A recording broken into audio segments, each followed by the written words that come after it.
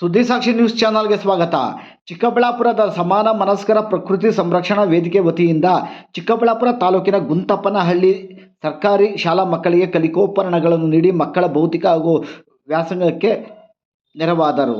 ಚಿಕ್ಕಬಳ್ಳಾಪುರ ನಗರಸಭೆ ಸದಸ್ಯರಾದ ಆರ್ ಮಠಮಪ್ಪ ಶಾಲಾ ವಿದ್ಯಾರ್ಥಿಗಳಿಗೆ ಇಂಗ್ಲಿಷ್ ಸ್ಟ್ಯಾಂಡರ್ಡ್ ಡಿಕ್ಷನರಿಗಳನ್ನು ನೀಡಿ ಮಾತನಾಡುತ್ತಾ, ಗ್ರಾಮೀಣ ಭಾಗದ ಮಕ್ಕಳಿಗೆ ಇಂದಿಗೂ ಇಂಗ್ಲಿಷ್ ಭಾಷೆ ಕಲಿಯಲು ಕಷ್ಟಕರವೆನಿಸುತ್ತಿದೆ.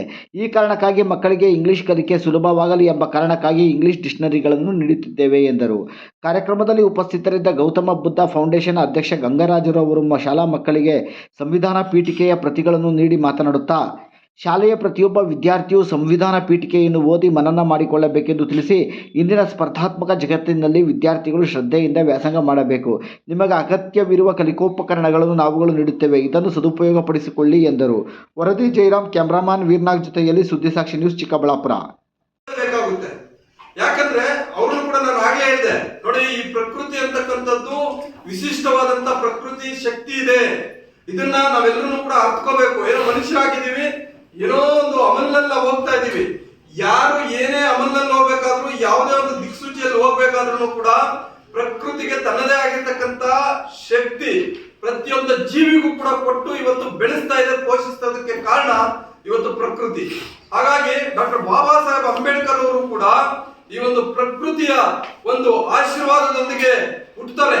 ಅಂದ್ರೆ ನಾನು ಯಾಕೆ ಈ ಮಾತು ಹೇಳ್ತಾ ಇದ್ದೀನಿ ಅಂದ್ರೆ, ಡಾಕ್ಟರ್ ಬಾಬಾ ಸಾಹೇಬ್ ಅಂಬೇಡ್ಕರ್ ಅವರು, ಅದು ಮಹಾತ್ಮ ಗಾಂಧೀಜಿ ಅವರು ಇರ್ಬೋದು, ಬಸವಣ್ಣ ಅವರು ಇರ್ಬೋದು, ಈ ಮಹಾ ಗಣ್ಯರು ನಮ್ಮ ದೇಶಕ್ಕೆ ಏನು ಹುಟ್ಟಿದ್ದಾರೆ, ಅವರೆಲ್ಲ ಹುಟ್ಟು ಬರಬೇಕಾದ್ರೆ ಈ ಪ್ರಕೃತಿಯ ಏನು ಈ ನಮ್ಮ ದೇಶದಲ್ಲಿ ಒಂದು ಅಧರ್ಮ, ಅನೀತಿ ಮತ್ತೆ ಬ್ರಿಟಿಷರ ಒಂದು ದಬ್ಬಾಳಿಕೆ ಏನು ನಡೀತಾ ಇತ್ತು, ಇವನ್ನೆಲ್ಲ ಹೋಗಲಾಡಿಸಬೇಕು ಅಂತಕ್ಕಂಥ ನಿಟ್ಟಿನಲ್ಲೇ ಈ ಭಾರತ ಮಾತೆನೆ ಈ ಒಂದು ಗಣ್ಯ ವ್ಯಕ್ತಿಗಳನ್ನ ಹುಟ್ಟಾಕಿ ಇವತ್ತು ದೇಶಕ್ಕೆ ಎಲ್ಲಾ ರೀತಿಯಾದಂತ ಸಾಮಾಜಿಕ ನ್ಯಾಯ ಮತ್ತೆ ಎಲ್ಲೋ ಒಂದು ಕಡೆ ಶೋಷಣೆ ಮತ್ತೆ ಬ್ರಿಟಿಷರ ದಬ್ಬಾಳಿಕೆ ಹೋಗಲಾಡಿಸೋದಕ್ಕೆ ಪ್ರಮುಖವಾಗಿ ಕಾರಣಗಳು ಡಾಕ್ಟರ್ ಬಾಬಾ ಸಾಹೇಬ್ ಅಂಬೇಡ್ಕರ್ ಅವರು ಅಂತ ಹೇಳ್ಬಿಟ್ಟು ಹೇಳಲೇಬೇಕಾಗುತ್ತೆ ನಾವು. ಮಹಾತ್ಮ ಗಾಂಧೀಜಿಯವರು ಅಷ್ಟೇ, ಬಸವಣ್ಣವರು ಅಷ್ಟೇ, ಈ ರೀತಿ ಪಟ್ಟಿ ಹೇಳ್ತಾ ಹೋದ್ರೆ ಸಾಕಷ್ಟು ಜನ ಇದ್ದಾರೆ. ಆ ಅವತಾರಗಳಲ್ಲಿ ಕೂಡ ಇಲ್ಲಿ ಯಾರೋ ಪ್ರೆಸಿಡೆಂಟ್ ಕೂಡ ಇಲ್ಲ. ಅವರವರು ಒಂದು ಕಾರ್ಯಕ್ರಮದಲ್ಲೇ ನಾವನ್ನು ಇದು ಮಾಡ್ತೇವೆ. ಅವ್ರನ್ನ ಒಂದು ಅಧಿವೇಶನದಲ್ಲಿ ತಗೊಂಡು ಆ ಕಾರ್ಯಕ್ರಮ ಮುಂದುವರಿಸ್ಕೊಂಡು ಹೋಗುವಂತ ಕೆಲಸಗಳನ್ನ ಮಾಡ್ತಾ ಇದ್ದೇವೆ. ಮತ್ತೆ ಇದೇ ಒಂದು ತಾಲೂಕಿನಲ್ಲೇ ಸಾಕಷ್ಟು ಶಾಲೆಗಳಲ್ಲಿ ಸಹ ನಾವು ನಮ್ದು ಯಾವುದೇ ಒಂದು ಬರ್ತ್ಡೇ ಹುಟ್ಟುಹಬ್ಬ ಆಚರಣೆ ಮಾಡ್ಕೊಳ್ಳೋದುವಾಗ ಯಾವುದೇ ರೀತಿ ಕೇಕ್ ಕಟ್ ಮಾಡಲ್ಲ.